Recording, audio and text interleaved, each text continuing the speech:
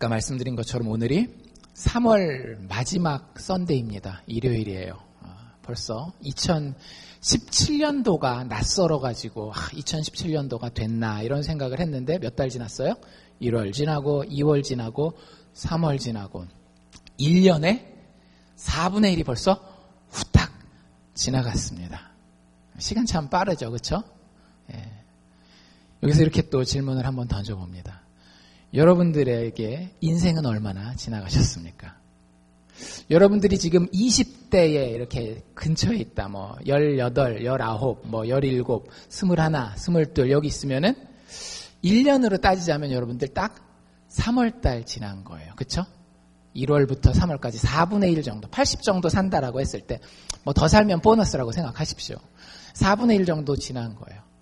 이제 40대를 곧 찍으시거나 아니면은 찍고 살짝 넘어가신 분들은 얼마나 사신 거예요?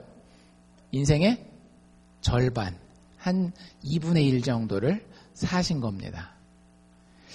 그 정도는 이제 훌쩍 뛰어넘으신 분들도 계시죠? 50대를 지나서 50대 후반, 60을 바라보시면 어떻게 되는 거예요? 이제 거꾸로 계산하는 게 편해요. 어떻게 하면 돼요? 4분의 1이 남은 거예요. 벌써 인생의 4분의 3이 후루루룩 지나갔습니다. 내가 얼마나 많이 한 것 같지도 않고 시간이 그렇게 막 많이 지난 것 같지 않은데 벌써 인생이 절반 넘어 이제는 4분의 3 남은 게 4분의 1밖에는 안 된 그런 정도의 계절을 살고 계시는 분들도 있죠. 나이로 따졌을 때. 그렇단 말이죠. 여러분들 이 인생을 어떻게 살아오셨으며 또 앞으로 어떻게 살아가실 것입니까? 그리고 더 중요한 것은 지금 그 인생을 어떻게 살고 계신지 좀 시간이 되실 때마다 한 번씩 좀 생각해 보세요. 오늘 유스그룹은 피나클 산에 올라가거든요. 산에 올라간다든지 거리를 걸으면서 운전대를 잡으면서 한번 생각해 보십시오. 하나님이 허락하신 시간과 공간 안에서 내 인생은 현재 어디에 있는지를 한 번 정도 생각해 보는 것은 그 인생으로 하여금 훨씬 더 풍요로움을 누릴 수 있게 해줍니다. 그런 얘기 하잖아요. 도끼 가지고 나무를 자르는 것 그거 중요하지만 중간중간에 무슨 시간이 필요하다라 그래요. 도끼의 날을 날카롭게 가는 시간이 필요하다라고 이야기하는 것처럼 인생을 사는 것도 중요하지만 인생을 한번 한 걸음 떨어져서 바라보는 것도 굉장히 중요하다라는 생각이 듭니다. 그래서 지난주, 이번 주까지 저희가 인생에 대해서 이렇게 쭉 살펴보고 있습니다. 여러분들 과연 지금 인생을 사시면서 인생의 바른 목표를 가지고 살고 계신지 그래서 바른 결론을 준비하고 계신지를 한번 이 3월을 마무리하면서 다시 한번 생각해 보실 수 있기를 바라요. 특별히 우리 젊은 친구들한테는 제가 도전하고 싶습니다. 정말로 내가 인생의 바른 목표를 가지고 있는지 대학이 나의 목표인가? 아니면 좀 괜찮은 그 잡을 가지는 게 아니면 젊은 그 형들이 이야기하는 $1,000,000 정도 벌어서 내가 가지고 있는 게 진짜 인생의 목표인가? 어떤 철학자가 비유를 든 게 있어요. 어떤 비유를 들었는가 하면 인생이란 신화와 같다라고 이야기를 하면서 그 신화 중에 이런 신화가 있습니다. 어떤 사람이 신의 벌을 받아가지고 그 동그란 돌을 밀고 올라가야 돼요. 이렇게 산처럼 생긴 뾰족한 모래 언덕이 있는데 이 모래 언덕이 너무 뾰족해서 밀고 올라가서 그 신의 벌이 뭐였는가 하면 그 꼭대기 위에다가 돌을 세워라. 그게 네 인생의 목표다. 이렇게 알려준 거예요. 그래서 돌을 밀고 탁 올라갔는데 그 꼭대기가 모래 언덕 꼭대기가 너무 뾰족해가지고 딱 올렸다라고 딱 생각하는 순간 어떻게 될까요? 또로로로로로 반대편으로 굴러 떨어지는 거예요. 그러면 열심히 또 그 돌을 쫓아가가지고 거기서 다시 이렇게 끌고 올라오는 그것을 인생이다라고 한 철학자가 이야기를 한 적이 있거든요. 여러분들 젊은 시절에 가지는 아니 나이가 40이라도 50이라도 60이라도 70을 바라보더라도 우리가 여전히 혹시 그 작업을 하고 있다라고 한다면 그것 자체가 나쁜 건 아니에요. 그 철학자는 사실은 그 비유를 들면서 그 돌을 밀고 올라가는 그것 자체가 인생의 아름다움이다라고 얘기를 하는데 그걸로 끝은 아니잖아요. 우리가 마지막 때 심판이 있다라고 하는 걸 안다라고 한다면 정말 목표로 잡아야 할 것을 목표로 잡아야 하는데 그것이 뭐라고 말씀드렸어요? 예수를 더 알아가는 것. 내가 오늘 예수 아는 것보다 내일 예수를 더 알아야 하고요. 그래서 모레 살아갈 때 모레 혹시 내가 넘어지는 일이 생기더라도 예수의 부활의 능력을 알기 때문에 다시 한번 일어날 수 있는 정말로 더 나은 인간이 되는 것. 그게 목표라고요. 그게 우리의 인생의 목표입니다. 여러분들이 어디서 무슨 일을 하든지 간에 남의 가게에 가서 일을 해주는 사람이 되건 아니면 내 가게를 직접 운영해주는 사람이 되건 가난하게 사는 사람이 되건 부자로 사는 사람이 되건 상관없어요. 내 속사람은 예수 안에서 날마다 성장할 가능성을 가지고 있습니다. 우리의 목표는 예수 그리스도의 장성한 분량이 우리의 목표예요. 그래서 그 예수를 알아가는 것, 그 안 것이 내 삶에서 뿜어져 나오는 것, 이게 인생의 목표라고 하는 겁니다. 그러다 보면 하나님 어떤 사람에게는 좋은 대학을 주실 수도 있어요. 그러다 보면 어떤 사람에게는 행복한 가정을 주실 수도 있어요. 그러다 보면 어떤 사람에게는 많은 돈을 주실 수도 있습니다. 하지만 그것이 내 인생의 목표가 아니라 그건 뭐예요? 부산물이라고 하는 거죠. 사이드 이펙트라고 하는 거예요.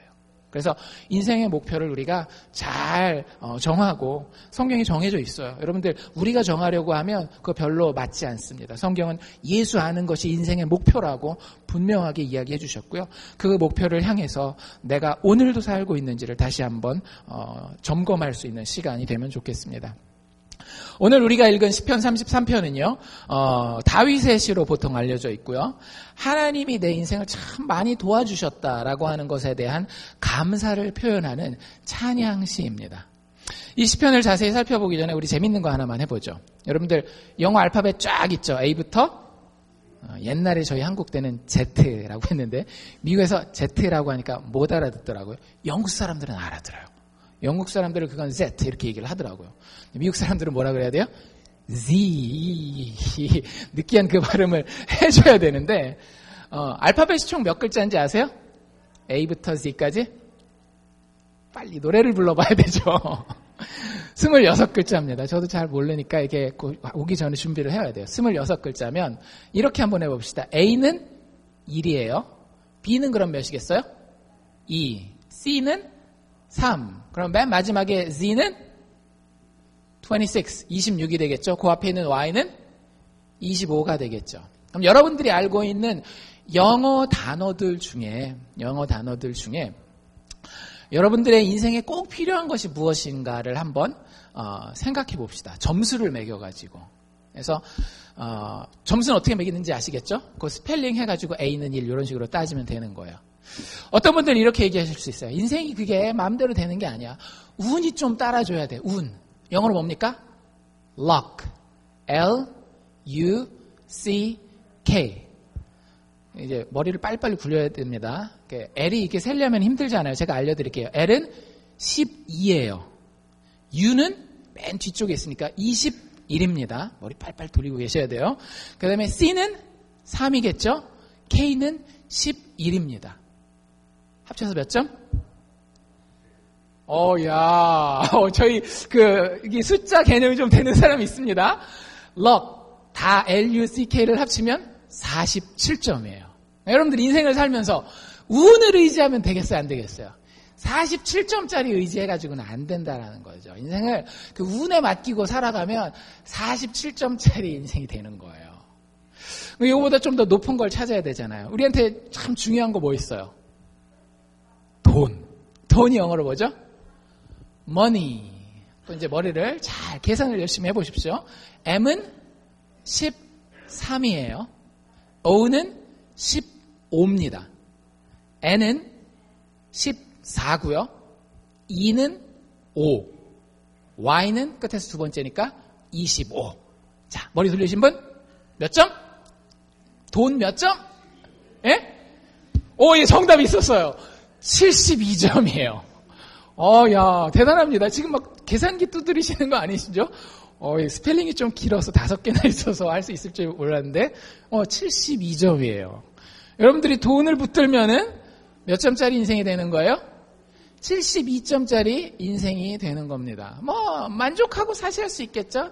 70점 넘었으니까 페일은 아니잖아요.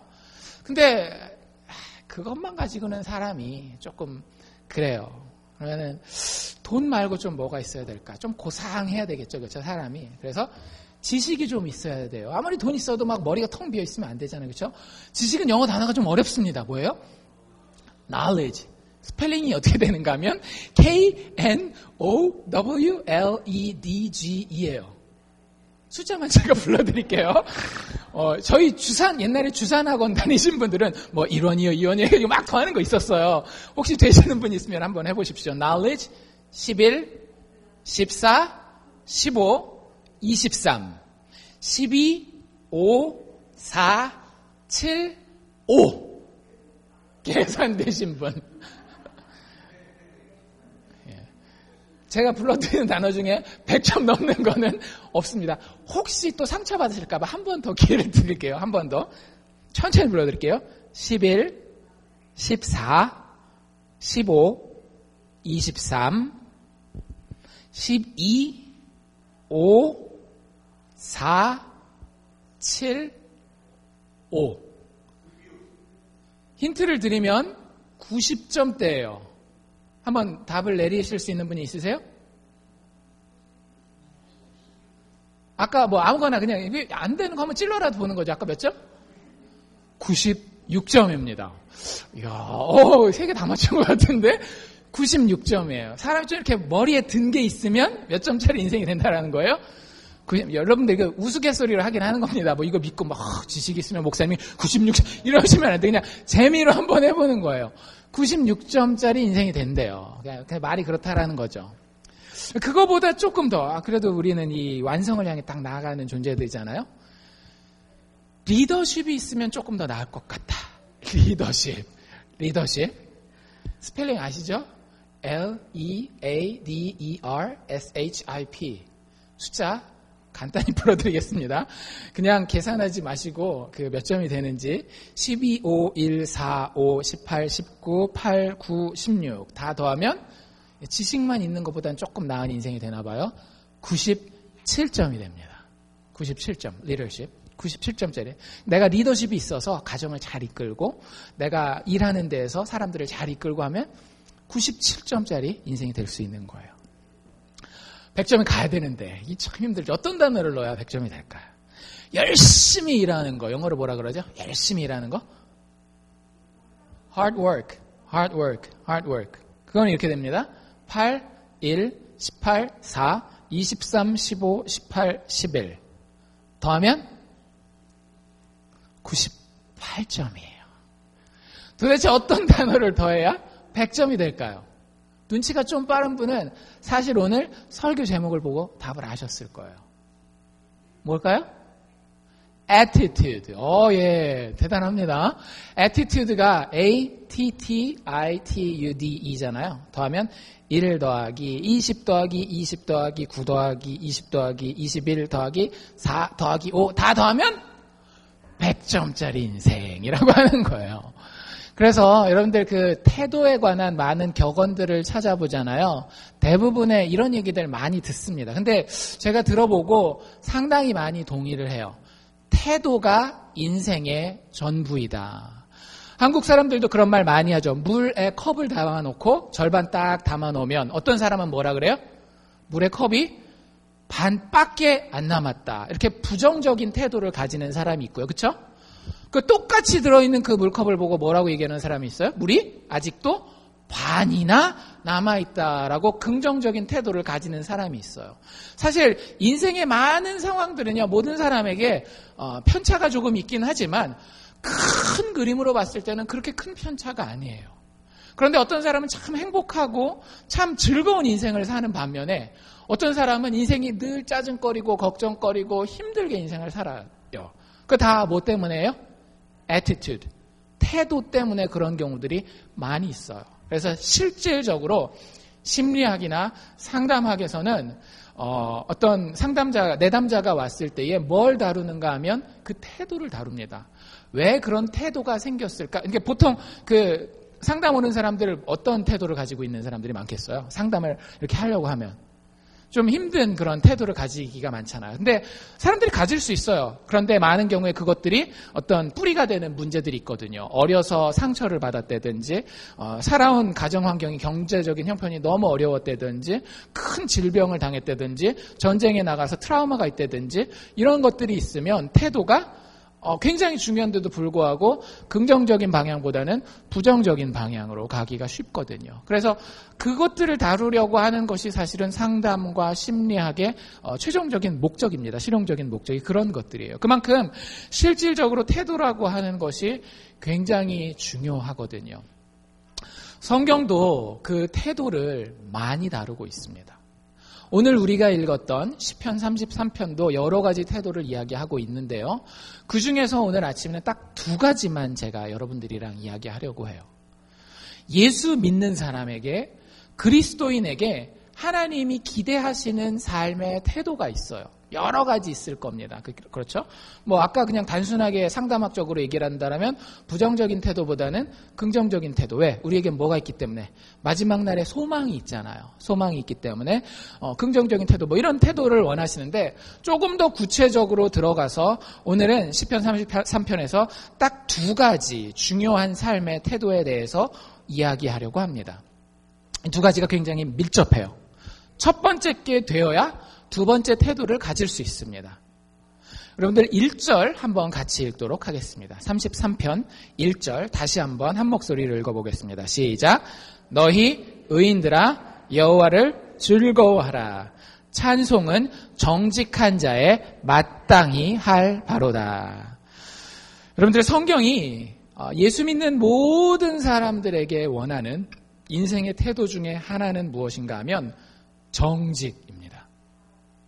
정직함이에요. 여러분들 스스로에게 한번 물어봅시다. 저도 저 스스로에게 물어볼게요. 여러분들 정직하십니까? 여러분들 거짓말이라고 하는 부분에 대해서 정말 어떤 다른 핑계 대지 말고 제가 이거 하다 보니까 어쩔 수 없는 거죠. 저거 하다 보니까 어쩔 수 없는 거죠. 그거 말고 진짜 절대적인 하나님의 기준 앞에서 여러분들 정직하십니까? 인간관계의 문제에 있어서, 돈의 문제에 있어서, 나의 여러 가지 표현함에 있어서 여러분들은 정직하십니까? 여러분들에 대한 답은 아니고요. 저를 포함한 인류 전체에 대한 답은 이렇습니다. 여러분들 정직하십니까? 당신은 정직한가요? 정목사 자네는 정직한가? 라고 물어봤을 때 인류가 전반적으로 할 수 있는 대답은 바로 이것이에요. 인간들은 참 정직하지 못합니다. 제가 이렇게 얘기를 하면 맞아, 누구 거짓말 많이 하고, 맞아, 나도 거짓말 많이 해봤고, 이런 거짓말을 많이 생각하실 것 같은데, 거짓말도 정직함과 관련된 굉장히 중요한 이슈예요. 그런데 성경에서 이야기하는 정직함이라고 하는 것은 조금은 다른 의미입니다. 결국에는 우리의 거짓말과도 연결이 되지만 아까도 이야기한 것처럼 결국에는 뿌리의 문제를 건드려요. 사람들이 왜 거짓말을 할까, 이런 것들을 좀 생각해 보셔야 되는데, 아까 우리가 읽은 1절에 정직한 자라는 표현이 있었잖아요. 그렇죠? 시편은 시입니다. 여러분들 시는 항상 뭐가 나오는가 하면 이 대꾸라고 하는 게 나와요. 똑같은 표현을 쓰되 첫 번째 줄하고 두 번째 줄에 조금씩 단어를 바꿔서 씁니다. 지금 제가 다시 한번 읽어드린 시편 33편 1절이요. 두 줄로 돼 있어요. 첫 번째 줄이 뭐냐 하면 너희 의인들아 여호와를 즐거워하라요. 첫 번째 줄이 뭐라고요? 너희 의인들아 여호와를 즐거워하라. 이게 첫 번째 줄이에요. 그럼 두 번째 줄 남은 게 뭐예요? 찬송은 정직한 자의 마땅히 할 바로다. 이게 두 번째 줄입니다. 이게 사실은 같은 걸 얘기를 하는 거거든요. 하나님의 백성들에 대해서 너희가 어떠해야 된다라고 이야기를 하고 있는 건데, 위에 하나님의 백성, 첫 번째 줄에서 하나님의 백성을 뭐라고 표현하고 있는가 하면 무슨 단어로 표현했어요? 의인, 의로운 사람이라고 표현해놨어요. 여러분들 성경에서 의인이 무슨 뜻인지 제가 설명해 드렸는데 혹시 아직도 기억하십니까? 우리 보통 의인하면 어떤 사람들이에요? 착하게 살고 도덕적으로 깨끗하고 이런 사람을 의인이라고 생각한다라고 그러잖아요. 근데 성경의 의인은 조금은 달라요. 물론 결국 그렇게 살게 되는데 성경은 조금 더 근원된 문제를 다루면서 의라고 하는 것은 기준을 만족시키다예요. 여러분들 제가 의라고 하는 것 레주메라는 예화 들었었던 거 기억나세요? 사람들 앞에 우리가 이력서를 들고 나가서 내가 이만큼 괜찮은 사람입니다. 내가 당신네 그룹에 들어가도 될 만큼의 기준을 만족시킨 사람입니다. 라고 이야기하는 게 성경적인 표현으로 뭐라 그랬어요? 나는 의로운 사람입니다. 라고 이야기하는 거라 그랬잖아요. 그래서 성경에서 의인하면 도덕적으로 이런 걸 다 떠나서 일단 어떤 기준이 있는데 그 기준을 만족시키는 사람이에요. 근데 특별히 누구의 기준을 만족시켜야 되겠어요? 하나님의 기준을 만족시키는 사람을 의인이라고 이야기를 합니다. 그게 도덕적인 기준이 되었건 어떤 행동에 있어서의 기준이 되었건 마음의 기준이 되었건 뭐가 되었건 그 하나님의 기준을 만족시키는 사람이고요. 그 하나님의 기준을 만족시켰기 때문에 의인의 삶은 성경에서 우리가 잘 살펴보잖아요. 항상 뭐가 있을까요? 만족함이 있어요. 의인의 삶에는요. 그 사람이 돈을 많이 가졌건 적게 가졌건 만족함이 있습니다. 그게 의인이라고 하는 표현이에요. 하나님의 백성을 의인이라고 표현합니다. 그런데 두 번째 줄에서는 의인이라는 단어가 없었어요. 제가 다시 한번 두 번째 줄만 읽어드릴게요. 이 의인과 바꿔 쓸 수 있는 다른 표현이 나오는데 뭔지 한번 찍어보십시오. 찬송은 정직한 자의 마땅히 할 바로다. 자, 여기서는 하나님의 백성을 의인이라고 표현하지 않았습니다. 뭐라고 표현했어요? 정직한 자. 여러분들 이 두 개를 연결하면 이런 결론이 나옵니다. 인생에서 참으로 만족할 수 있는 사람은 어떤 사람이다? 정직한 사람이라고 하는 거예요. 여러분들 우리는 거짓말을 해서라도 우리의 인생을 만족시키려고 해요. 그런데 성경의 선언은 완전히 달라요. 자네가 정직할 때 자네는 진짜 만족할 수 있네. 이렇게 얘기를 해요. 왜 인생이 여러 가지 면에서 여러분들을 불편하게 만들까요? 왜 인생이 여러분들을 그렇게 짜증나게 만들고 결국에는 여러분들을 힘들게 만들까요? 단지 상황이 어렵기 때문에? 그렇지 않아요. 여러분들 제가 상황이 어려운 사람들 중에서도 인생이 정말 즐거운 분들, 이 어려움을 내가 어떻게 하면 다 이겨낼까 이런 도전 정신을 가지고 정말로 만족한 인생, 행복한 인생 사는 사람들을 많이 봤어요. 상황이 문제가 아니라고 하는 거예요. 그것을 바라보는 태도가 문제인데 성경은 그 중에 하나 뭐를 짚고 있는가 하면 정직의 문제를 짚고 있다라고 하는 겁니다. 인생이 힘들고 어렵고 불평불만할 것들이 많은 이유는요. 정직하지 못하기 때문에 그런 겁니다. 사람들이 참 정직하지 못해요. 제가 여러분들을 정죄하는 게 아니라 저를 포함한 모든 인류가요. 사는 모습을 보면 참 정직하지 못해요. 아버지들은 늘 울지 않는 것처럼 살아요. 어머니들은 자녀들 앞에서 늘 아무 실수도 하지 않는 것처럼 살아요. 그리고 자리를 그렇게 드러내요. 또 어떤 사람들은 난 어떤 것에도 겁내지 않는 것처럼 인생을 살아가요. 어떤 사람들은 항상 자기는 괜찮은 것처럼 살아가요. 이거는 그 증거가 있죠. 어디에 있어요? 미국 영어에 있잖아요. 처음 만나면 뭐라 그래요? How are you? 그럼 우리 교과서에서도 배우잖아요. How are you? Fine, thank you. And you? I'm fine, thank you. 그러니까 다 외우셨죠, 그렇죠? How are you가 무슨 뜻이에요? 잘 지내요? 그런데 이제 동서고금을 막론하고 사람들이 뭐라고 다 대답한다라고요? 한국 사람들도 잘 지내, 괜찮아. 미국 사람들 fine, fine, 참 괜찮아. 근데 정말 여러분들 인생이 괜찮기 때문에 그렇게 대답합니까? 그렇지 않아요. 드라마나 코미디 이런 데 보면 거기에 대해서 엉뚱한 대답을 하기 시작하면 이제 재밌는 현상이 발생하는 거예요. 실제 그런데 그런 것들이 카타르시스를 느끼게 하는 이유는 뭐냐면 fine이라고 괜찮다라고 이야기하지 않을 만한 상황을 우리가 많이 살고 있고 그 상황에서 그 질문을 듣거든요. 괜찮으세요? 잘 지내세요? 그런데 우리는 정직하지 못해요. 한국 아버지들 어때요? 자기 마음속에는 정말로 피눈물이 철철 흐르고 있는데 가족들 앞에서 한 번도 울어보신 아버지들 계세요? 한국 아버지들만 그런 건 아니에요. 사실은 미국 사람들도 남자는 울지 않는다가 기본입니다. 왜 그래야만 돼요? 왜 정직할 수 없습니까? 사람 앞에서 내가 남자지만 다 울어. 여러분들 남자들의 눈물 본 적 있습니까? 남자들이 눈물 흘리는 거 되게 귀한 겁니다. 귀한 거예요. 어머니들 늘 자식을 잘 키워야 되죠. 자신의 목숨을 바쳐서까지라도 자식을 잘 키워야 돼요. 자식한테 좋은 모범을 보여야 됩니다. 그래서 자기는 늘 실수하지 않는 거예요. 뒤에 가서는 다 실수하면서. 실수하지 않는 인간이 어디 있어요? 애들만 잘못 판단하고 애들만 결단했다가 그 다짐한 거 잊어버리고 막 그러나요? 안 그러잖아요. 자신 있게 자녀들에게 엄마도 사실은 이 부분에 있어서 실수했어 이번 주에 라고 이야기할 수 있는 어머니들이 얼마나 많으신가요? 내가 이거 잘못 이야기했다가 애가 부모의 권위를 떨어뜨리면 어떡하지? 애가 이 나의 나쁜 점만 닮아가면 어떡하지? 정직하지 못하게 살고 있는 거예요. 여러분들 꼭 남을 속이고 이런 부분에 있어서만 정직에 대해서 생각하지 마시기를 바랍니다. 성경이 이야기하는 정직은요, 인생 앞에 내가 있는 그대로 서보는 거예요. 특별히 누구 앞에? 하나님 앞에 내가 나 있는 모습 그대로 서는 것을 성경은 정직이라고 이야기를 합니다. 여러분들 우리가 주변에 많은 사람들을 만날 때에 늘 자기의 이야기만 하는 사람들을 많이 만나요. 내가 이런 것들을 젊었을 때 했다. 내가 이런 성공들과 이런 성취들을 이루어냈고 내가 지금 누리고 있는 이 삶이 참 괜찮은 삶이다. 자기의 삶에 대해서 자기 이야기만 그렇게 오래 길게 많이 과장되게 하시는 분들을 많이 만나세요. 그분의 인생이 정말 모든 것에 성취, 성공, 불평하지 않을 만한 좋은 행복한 환경만 있어서 정말 그럴까요? 그러지 않아요. 그런 분들의 이야기를 자세히 들어보고 또 그분들과 차분차분한 이야기를 들어보면 인생이 정말로 힘들었던 일들이 많이 있어요.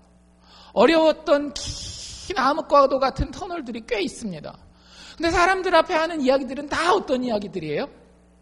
마치 우리의 사진첩처럼 웃고 있는 이야기, 성공한 이야기, 그런 이야기 위에는 별로 우리가 못 듣는 경우가 많이 있습니다. 자기 스스로에 대해서 솔직하게 이야기하지 못하고요. 참 더 안타까운 건 뭐냐면 누군가가 나에게 솔직한 이야기를 해주면 그 이야기를 듣지를 못해요. 여러분들 왜 그럴까요? 사람들이 성경에 의하자면 정직해야 만족한 삶을 사는데 왜 우리는 그 만족한 인생을 내버려 두고 버리고 내팽개치고 거짓된 그래서 만족할 수 없는 어렵고 힘든 길을 우리가 걸어갈까요? 왜 우리는 도대체 정직하지 못한 걸까요? 생각해 보셨어요?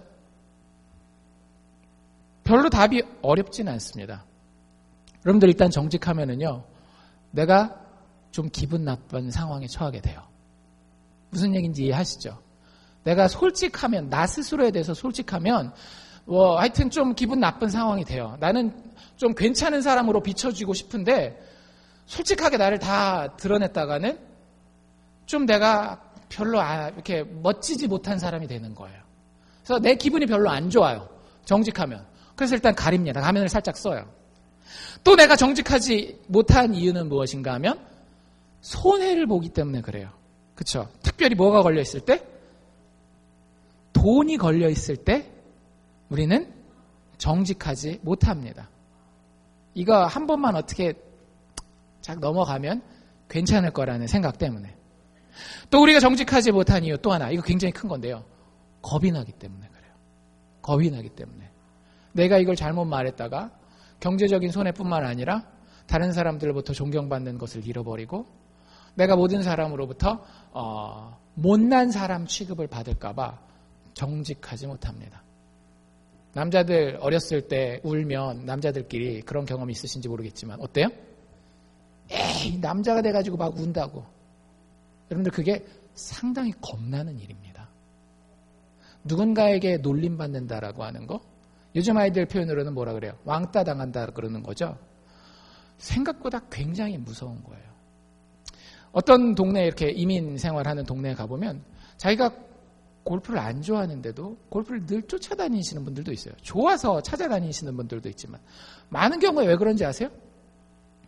애들식으로 표현하면 왕따 당하기 싫어서 그런 거예요. 겁이 납니다. 우리가 인정하지 않고 인식하지 못할진 몰라도 사람들 앞에 내가 이렇게 소속되지 못하면 어떡하지? 라고 하는 그런 겁이 있는 거예요. 그런 것 때문에 우리는 난 골프 안 좋아하는데도 골프 좋아하는 것처럼 정직하지 못한 내 모습을 드러내는 거예요. 물론 여러분들 그런 사람은 절대 골프장 다니면 안 돼. 이런 얘기가 아니에요. 골프장 다니면서 근데 난 골프는 별로 좋아하지는 않아. 자신 있게 이야기할 수 있는 자기 스스로에 대해서 만족하고 정직할 수 있는 사람들이 사실은 많지 않아요. 이유가 뭐라고요? 겁나기 때문이라고 하는 거죠. 여러분들 근데 왜 겁나는지 아세요? 나를 바라보기 때문에 겁나는 겁니다. 모든 교회 밖에 있는 사람들은 일단 제외해놓고 합시다. 교회에 있는 사람들이 겁을 낼 때에 그 근원에 들어가면, 겁을 내서 거짓말을 한다라고 하는 것 근원에 들어가 보면 그 사람의 시선이 항상 어디에 가 있는가 하면 나에게 가 있어요. 내가 이 상황을 이렇게 모면하지 않으면, 이렇게 잘 꾸며내지 않으면 내 자녀가 지금 앞으로 1년 후에, 2년 후에, 5년 후에 이게 큰일 날 텐데 누구를 바라봐요? 나를 바라보는 거예요. 지금 내가 이 상황에서 이걸 이렇게 해결하지 않으면 내 사업이 이렇게 1년 후에 2년 후에 잘못될 텐데 누구를 자꾸 바라보는 거예요? 나를 바라보는 거예요. 그러면 여러분들 백발백중 그 사람은 정직할 수 없습니다. 상황에 맞춰서 나를 꾸며내게 돼 있어요. 참 불쌍하고요. 만족함이 없는 인생을 살게 됩니다. 여러분들 정직할 수 있는 방법은 딱 하나입니다. 소망의 하나님을 바라보는 거예요. 내가 이 상황을 책임져야 된다. 왜 애들이 시험 볼 때에 취링을 할까요? 얼마 전에 저희 애들 학교에서도 취링을 해가지고 싹 시험 취소하고 다시 시험 봤던 적이 있었거든요. 왜 그랬을까요? 자기가 시험 결과에 대해서 책임을 져야 되고 거기서 만약에 좋지 않은 점수가 나오면 그걸 평생 지고 가야 된다라고 하는 겁이 나는 거예요. 근데 지난번에 제가 새벽 예배 때도 소개해드렸지만 어떤 분이 이런 간증을 하시더라고요. 그 교수하시는 분이고 미국에서 유학하신 분인데 애를 길렀는데 애를 미국에서 고등학교를 보냈어요. 미국에서 고등학교를 보냈는데 나름 열심히 시키고 서포트한다라고 했는데 얘가 학교에서 한 과목을 F를 받아가지고 온 거예요.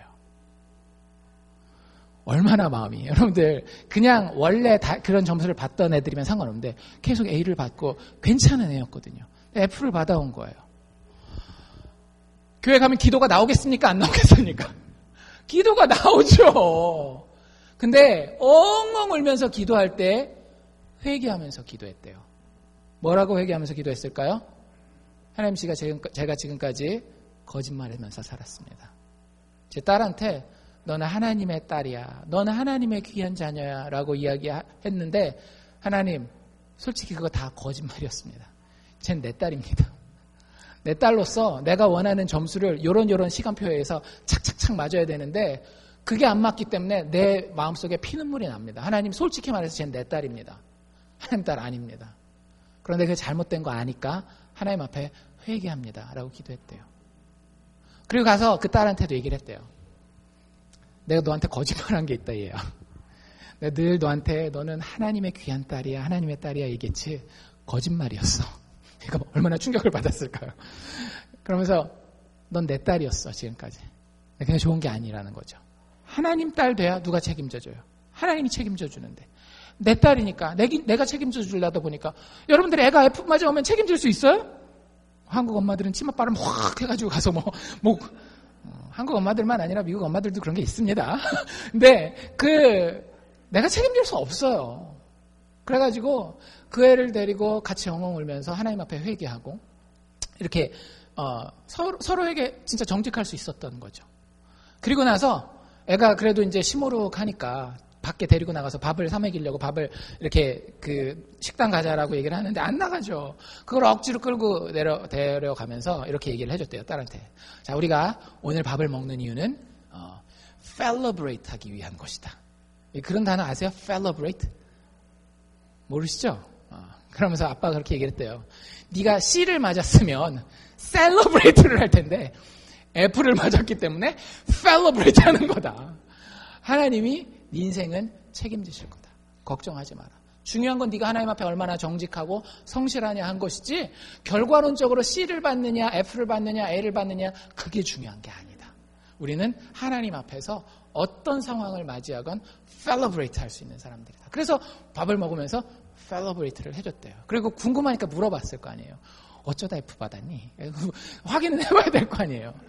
그런데 이게 이 종이가 돈 거예요. 취링하려고. 종이가 돌았는데 자기한테도 왔답니다. 그걸 거절하고 안 했어요. 그리고 자기는 F 받고 딴 애들은 좋은 성적을 받았답니다. 손해본 거죠. 정직했기 때문에. 근데 나중에 얘가 좋은 학교로 가요. 좋은 학교를 가는데 이유가 뭐였는가 하면 여러분들 이제 그 대학에 원서를 써본 분들은 아시겠지만 미국에서 정말 좋은 학교들을 가려면 시험 점수만 가지고 잘 안 돼요. 뭐 SAT 만점을 맞아도 ACT 만점을 맞아도 떨어지는 애들이 부지기수입니다. 여러분들 웹사이트 가서 이렇게 보시잖아요. 그럼 막 진짜 애들 억장이 무너져요. 막 자기 점수 몇 개 맞았고 학교 GPA가 몇 점이고 막 이렇게 듣잖아요. 근데 떨어졌다는 거예요. 뭐 유니버시티 오브 시카고 떨어졌다 어디 떨어졌다 막 진짜 피눈물이 보여요. 그 댓글에 쫙 포스팅한 거에 보면. 근데 그만큼 그 시험 점수만 가지고 가는 게 아니거든요. 뭐 엑스트라 커리큘러라고 해서 방과 후 활동이라든지 이런 것들 다 필요한데 그 아이가 그 좋은 학교에 붙은 이유 중에 하나가 뭐냐면 에세이를 잘 쓴 거예요. 그 에세이 타이틀이 뭐였을까요? Celebration. 이렇게 쓰면서 이 세상에는 나처럼 실패하는 사람들이 많으리라고 본다. 근데 나는 그 사람들이 절대 실패했다라고 보지 않는다. 실패했더라도 그 친구들이 성실하고 정직하기만 했다면 인생이 괜찮은 것이라는 것을 설명해 줄 수 있는 나의 경험을 바탕으로 그리고 이 좋은 교육을 바탕으로 그런 것들을 셀러브레이트 해줄 수 있는 사람이 되고 싶다. 이런 에세이를 쓴 거예요. 괜찮죠? 에세이?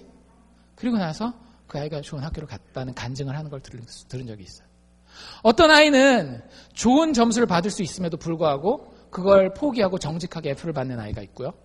어떤 아이들은 좋은 점수를 받기 위해서 여전히 취링을 계속하는 아이들이 있더라고요. 뭐 때문에 그렇더라고요? 겁이 나기 때문에. 그 결과를 내가 만들어서 내가 책임져야 되기 때문에. 그 아이가 좋은 대학 갔다라는 게 중요한 게 아니라 하나님을 바라봤다라고 하는 게 중요한 겁니다. 그 아이가 그 상황에서 정직하게 F를 받을 수 있었던 이유는 뭐냐 하면 하나님이 내 소망이라는 거예요. 내 성적이, 내 대학이, 내 잡이 내 소망이 아니고 하나님이 나의 소망이고 그 하나님이 나에게 정직하기를 원하고 그 정직한 자에게 하나님 분명히 약속하셨거든요. 축복하시리라고. 그 하나님에 대해서 소망을 두었을 때에 나의 행동뿐만 아니라 하나님 앞에서 혹은 사람들 앞에서 내가 누구인지에 대해서 떳떳하게 드러낼 수 있는 겁니다. 내 딸에게, 내 아들에게 아버지 이런 사람이야. 어머니 이런 사람이야. 용서가 필요해. 너희의 이해가 필요해. 너희가 같이 좀 도와주었으면 좋겠어. 라고 정직하게 여러분들 얼마나 아름다운 가정이에요. 정말 좋은 가정 아닙니까? 예수 믿는 가정들마다 그래야 되지 않겠어요? 여러분들 제가 장담합니다. 예수 믿는 가정 그럴 수 있어요. 경험할 수 있습니다. 어디 딴 얘기가 아니라 현실에 존재하는 가정의 이야기예요. 정직함. 그게 하나님이 하나님 백성들에게 인생을 살기 원하시는 첫 번째 태도입니다. 정직함.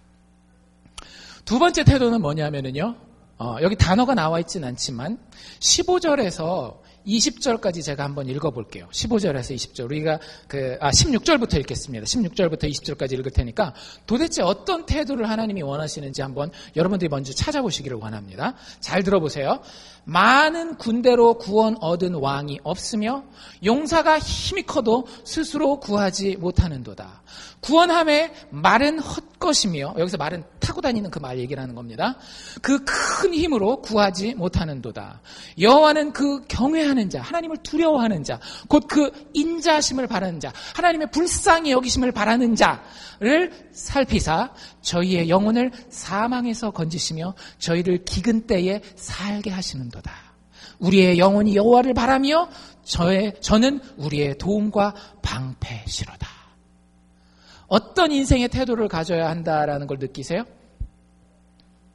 인생의 전쟁에 승리를 했어요. 인생이라고 하는 전쟁에서 승리를 했습니다. 근데 뭘 자랑한대요? 자기의 말, 자기의 군대, 자기의 힘, 누구를 자랑한대요?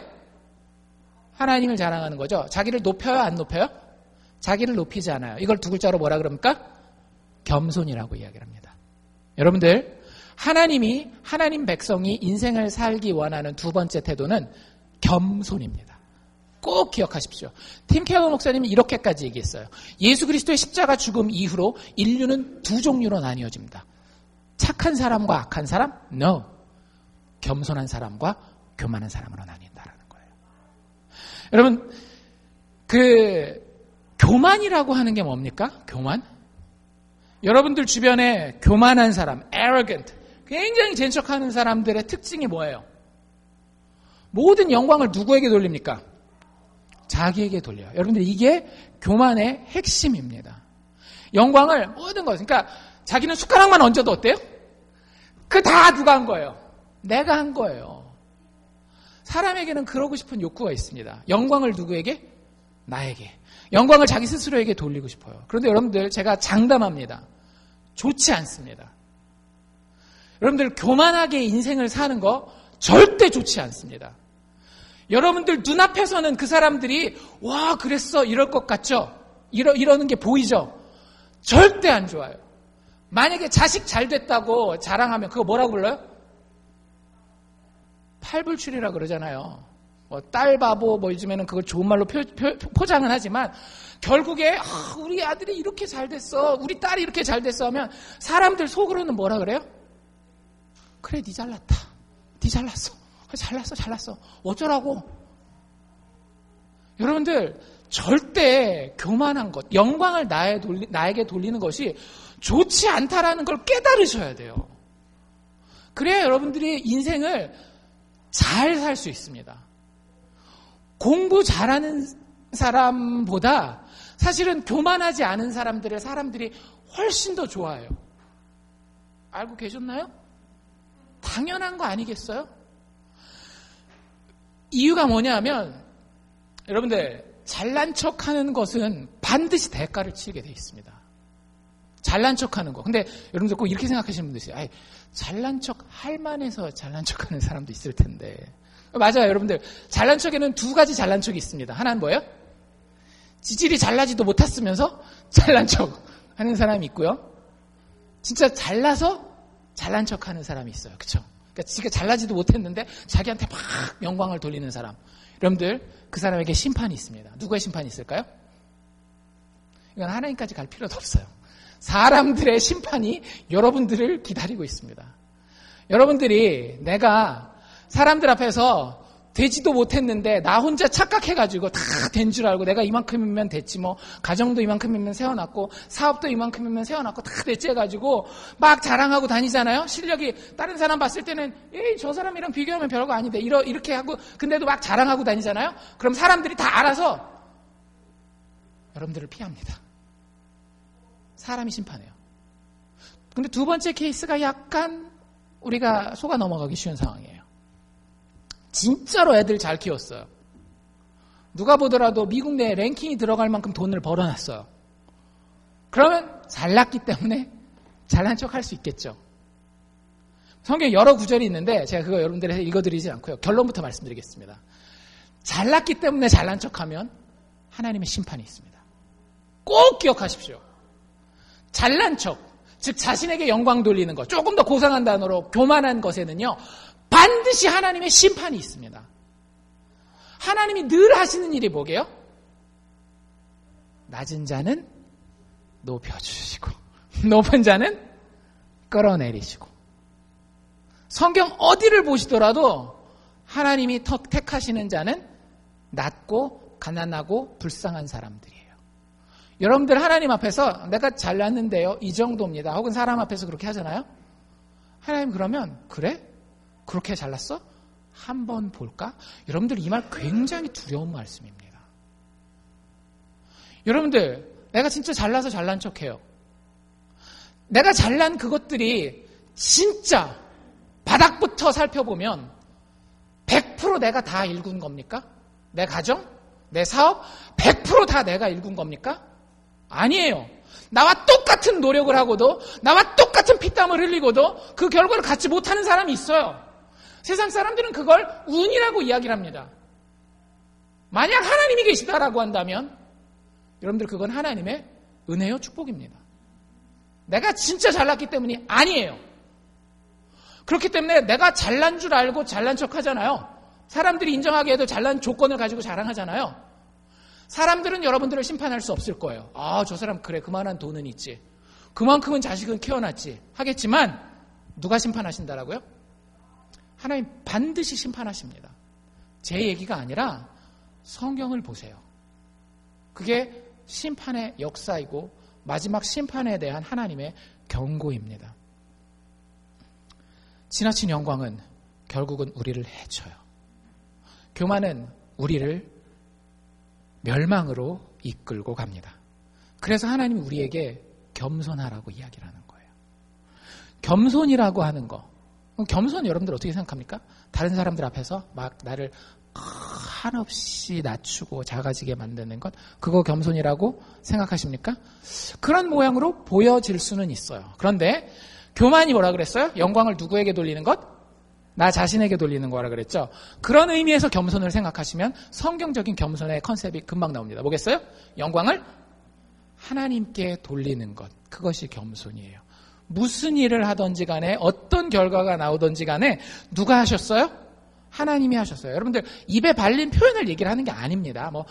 내가 연예인 했는데 연예 대상 타가지고 하나님께 영광을 돌립니다. 진실로 얘기할 수도 있겠지만 또 입에 발린 표현이 나올 수도 있잖아요. 근데 그런 입에 발린 걸 얘기를 하는 게 아니에요. 말 한마디 없더라도 진짜 내가 이렇게 좋은 학교를 간 것은, 진짜 내가 이렇게 좋은 사업을 가지게 된 것은, 진짜 내 가정이 이렇게 평안한 것은 진짜 하나님 때문이에요.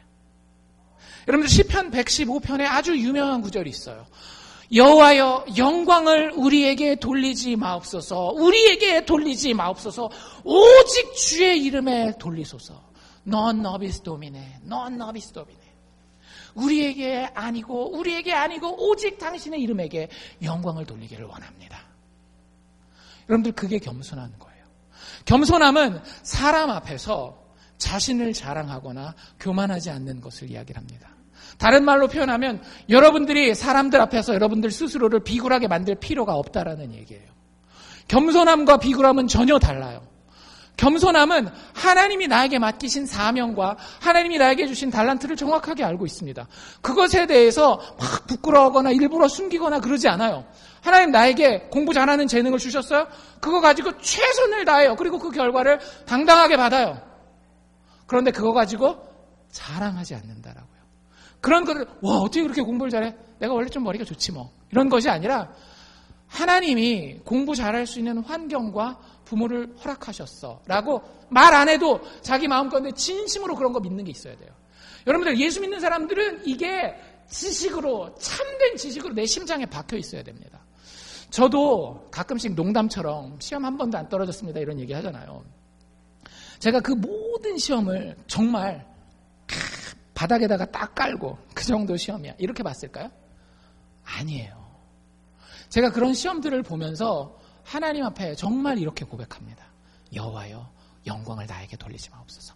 나에게 돌리지 마옵소서. 오직 주의 이름에 돌리시기를 바랍니다. 왜냐하면 그 모든 시험 하나하나가 사연이 있거든요. 제가 군목으로 갈 때에 전국의 신학교가 굉장히 많이 있어요. 수천 명이 됩니다. 그중에 일반 병으로 안 가기 위해서, 장교로 가기 위해서 군목을 신청하는 케이스가 굉장히 많거든요. 수백 명, 수천 명이 오는데 저희 때의 한국의 대통령이 김영삼 대통령이었거든요. 김영삼 대통령 때 기독교인들이 다 표를 줬습니다. 왜? 장로 대통령 한번 만들어 보겠다고. 그래서 대통령이 됐어요. 실질적으로 기독교 표가 굉장히 컸습니다. 근데 이 김영삼 대통령은 기독교인들만의 대통령인가요? 아니잖아요. 기독교인 표도 받아야 되지만 누구 표도 받아야 돼요. 뭐 다른 사람들 표도 받아야 되잖아요. 불교 표도 받아야 되고 어디 표도 받아야 되고. 그래서 이 사람이, 이분께서 그 공약한 게 있어요. 군목의 수를 군종 장교라고 얘기를 하거든요.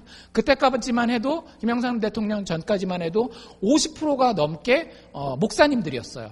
스님들 조금 계시고 신부님들 조금 계셨어요. 왜냐하면 실질적으로 부대 내에서 종교 활동을 하는 친구들이 다 교회 다니는 친구들이니까. 그러니까 니드가 있으니까 그에 맞게 이렇게 돼 있었는데, 김영삼 대통령이 뭐라고 공약을 딱 하셨는가 하면 3분의 1씩 공평하게 하겠다. 이렇게 돼버린 거예요. 그래서 저희 뽑을 때 전체에서 딱 5명 뽑았어요. 딱 5명. 나중에 신분조사까지 다 들어오거든요. 군대에서 장교를 뽑으려면. 저희 아버지가 또 아는 분이 있어가지고 구청에다가 신분조사 들어왔느냐 물어봤어요. 안 들어왔대요. 그게 가을이었거든요. 9월 넘어 10월. 그래서 저는 대학교 1학년 마치고 군대 가는 줄 알고 있었습니다. 집에는 도저히 있기 싫었거든요. 그때 제가 아버지랑 별로 안 좋을 때라 가지고 집 나가는 김에 군대까지 해결한다. 뭐 이런 식으로. 그랬는데 됐어요. 근데 그 과정이 되게 신기합니다. 제가 머리가 좋아서 그런 게 아니라 나름 열심히 그 시험을 준비했어요. 이유가 뭔지 아세요? 되게 재밌어요. 그때가 제가 93학번이거든요. 1993년이 그 데모 말기예요. 한국에서 막 물러나라 이 데모 말기인데 데모 할 거리가 별로 없었어요. 저희 때 그 마지막 때에. 근데 제가 학교를 딱 갔는데 저희 집에서 학교까지 1시간 반 정도 가야 됩니다. 지하철 타고 마을버스 타고 들어가면. 그렇게 학교를 다녀본 적이 없거든요. 제가. 학교 가는 게 너무 싫은 거예요. 너무 싫어가지고 학교를 잘 안 갔어요.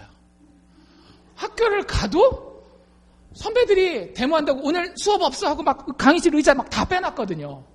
그러니까 제 점수가 남아서 갔거든요. 솔직히 말해서. 그러니까 막 그 사람들이 막 이렇게 보이는 거예요. 니들 고등학교 때도 열심히 공부도 안 해가지고 수업도 안 한다고? 나 이렇게 막 왔는데 막 진짜 교만이 막 여기까지 차 있었던 거죠. 가면 수업이 왜 이렇게 하기 싫은지. 그래서 그때 제가 농구를 마스터를 합니다. 제 친구 중에 한 학교가 또 데모를 하는 학교가 있어가지고 같이 너도 안 가? 나도 안 가? 너는 찰스 바클리 나는 마이클 조단 막 해가지고 그때 막 뭐 해가지고 엄청 농구를 했어요. 학교를 가도 수업이 재미가 있겠어요? 없겠어요? 재미가 없죠. 그러니까 제가 늘 수업 시간에 뭐 했을까요? 고등학교 3학년 문제집 들고 가가지고 그거 풀었어요. 왜? 친구들은 그래서 이렇게 생각했어요. 제 학교 부적응자구나. 이제 곧 이번 학기가 끝나면 사라지고 다른 대학 시험을 위해서 학력고사를 다시 보겠구나 이렇게 생각했어요. 아니었어요. 저는 그 대학을 떠날 마음은 없었습니다. 총신대를 다녔는데 왜 고등학교 3학년 문제집을 들고 나갔는가 하면 군목시험이 딱 고등학교 3학년 때 이렇게 몇몇 과목 역사 이런 것들 사회 이런 것들에 대한 시험 과목이 딱 그거였거든요. 그래서 열심히 풀었어요. 다른 데를 열심히 수업 듣는데 저는 맨 뒤에 앉아가지고 고등학교 3학년 문제집 풀고 있었습니다. 열심히. 그리고 시험 봐서 좋은 결과가 나와서 진짜 몇백 명, 몇천 명 중에 몇 명 안 뽑는데 됐어요. 농담으로 얘기할 땐 제가 머리가 좋아서 이렇게 합니다. 그러죠? 제가 그 상황에는요. 얼마나 김영삼 대통령께서 수를 줄이셨다라는 이야기를 듣고 마음이 얼마나 무너졌겠어요. 그 전에는 저희 학교만도 막 20명씩 뽑았거든요. 저희 한 학교에서만도. 저희 학교에서 딱 저 하나 된 거예요. 시험 그 결과를 기다리는 동안에 진짜 바닥을 쳤어요. 그런데 나중에 되고 나서 그 결과를 하나하나 살펴보니까 학교에서 데모를 한 것도 하나님의 도우심이었고 내가 학교를 그렇게 맨날 고등학교 때까지 버스 안 타고 다녔거든요. 가까이만 다녀서 이 학교에 대해서 참 그런 마음이 들었던 것도 하나님의 역사심이었고 고등학교 문제집을 들고 다닐 생각을 한 것도 하나님의 도우심이었고 다 하나님의 도우심이 아니면 될 수 있는 게 없는 거예요. 모든 인생의 것들이 그런 사연을 가지고 있습니다. 믿음의 눈으로 바라보면 저만 그럴 것 같아요? 아니에요. 하나님이 자녀로 부르신 모든 사람의 인생의 스토리 하나하나마다 하나님께서 지금 그렇게 역사하고 계셔요. 여러분들이 지금 좀 괜찮다라고 누리시는 거 있으십니까? 여러분들과 똑같은 상황에서 미국에 오셔서 그것보다 더한 것을 하고도 그거 누리지 못하는 분들이 계셔요. 누가 여러분들 삶 가운데 역사하시는 거예요? 하나님께서 여러분들 삶 가운데 역사하시는 거예요.